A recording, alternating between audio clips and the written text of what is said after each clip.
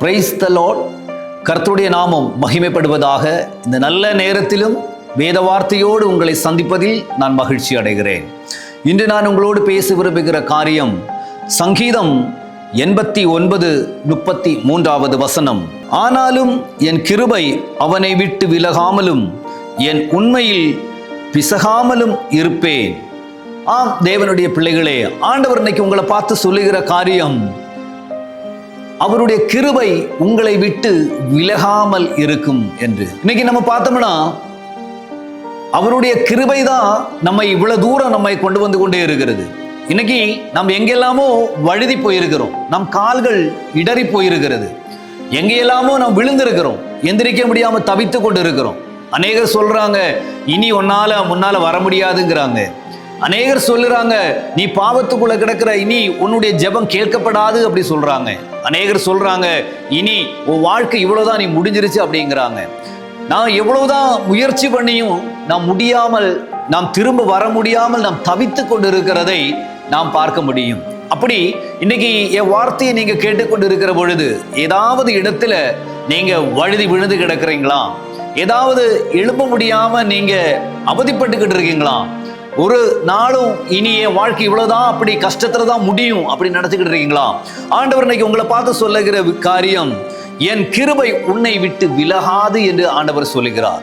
ஆம் தேவனுடைய பிள்ளைகளே, உன் நண்பர்கள் உன்னை பகைத்து சொல்லலாம், உன் வீட்டார் உன்னை ஒதுக்கி வைக்கலாம், உன்னை நேசித்தவர்கள் எல்லாம் உன்னை மறுதலித்து பேசிக்கொண்டிருக்கலாம்.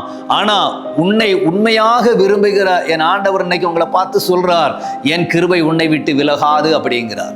அவருடைய கிருபையை பார்த்தீங்கன்னா, நாம் இந்த உலகத்தில் இருக்கிற பொழுது, நாம் வழுதி போகிற பொழுதெல்லாம் அவருடைய அன்பினால், அவருடைய அந்த வேத வார்த்தையினால் நம்மளை நிலைநிறுத்தி அவரோடு சேர்த்து கொள்ள அவர் விரும்பிக் கொண்டே இருக்கிறார். இன்னைக்கு அவருடைய கிருபையோடு சேர்ந்து நீங்க சொல்லுங்க, நான் கடந்த நாட்களில் வாழ்ந்த வாழ்க்கையை என் கர்த்தர் எனக்காய் மன்னித்து அவர் எனக்கு ஒரு புதிய வாழ்க்கையை தர, அவருடைய கிருபைக்குள் என்னை மறைத்து வைத்திருக்கிற, அவர் மார்போடு சேர்ந்து இருக்க பண்ணுகிறவர் எனக்கு உண்டு அப்படின்னு நீங்க நம்புனீங்கன்னா, அவருடைய கிருபை இன்னைக்கு உங்க மேல அதிகமாக இறங்கி வரும். அவருடைய வல்லமை அதிகமாய் உங்களை நடத்தும். பிரியமானவர்களே, இன்னைக்கு மற்றுள்ளவர்கள் எல்லாம் விட்டுருங்க. அவங்க இன்னைக்கு பேசுவாங்க, ஆனா நாளைக்கு நம்மை குறித்து வேற மாதிரி பேசுவாங்க. ஆனா நம்மை குறித்து என்றும் ஒரே போல பேசுகிறவரும், நம்மை குறித்து நோக்கமாய் இருக்கிறவர் இன்னைக்கு பார்த்து சொல்லுறார், என்னுடைய கிருபை உன்னை விட்டு நான் விலகாமல் வைத்திருப்பேன் அப்படிங்கிறாரு. அவருடைய கிருபைக்குள்ளதான் இன்னைக்கு இருக்கிறீங்க நீங்க, அவருடைய அந்த மகிமைக்குள்ளதான் நீங்க இருக்கிறீங்க. அதனாலதான் உங்களை யாருக்கும் ஒன்றும் பண்ண முடியாத ஒரு மகிமை உங்களை மூடிக்கொண்டே இருக்கிறது. நீங்க எந்த இடத்துல சோர்ந்து போனீங்களோ அந்த இடம்லாம் நீங்க திரும்பி வர பண்ணுகிறது தேவனுடைய கிருபை. பிரியமானவர்கள், இன்னைக்கு நம்முடைய பலத்தினால் அல்ல, நம்முடைய ஆரோக்கியத்தினால் அல்ல, நம்முடைய பணத்தினால் அல்ல, தேவனுடைய கிருபையினால் தான் நாம் நிலை நின்று கொண்டே இருக்கிறோம்.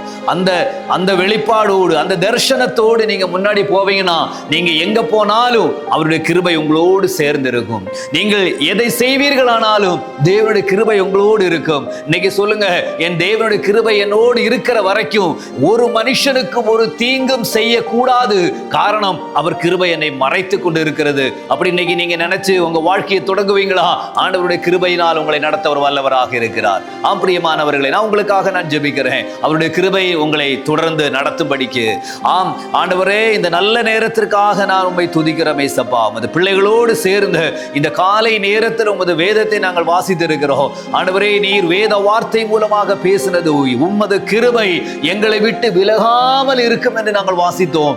தகப்பனே, அந்த வார்த்தையின்படி உமது பிள்ளைகளை நான் ஆசீர்வதிக்கிறேன். இவர்களோடு கூட உமது கிருபை கூட இருக்கும்படிக்காக நான் ஜெபிக்கிறேன். எல்லா நாளிலும் உமது மகிமையினால் இவர்களை நடத்தும்படிக்காக நான் ஜெபிக்கிறேன்.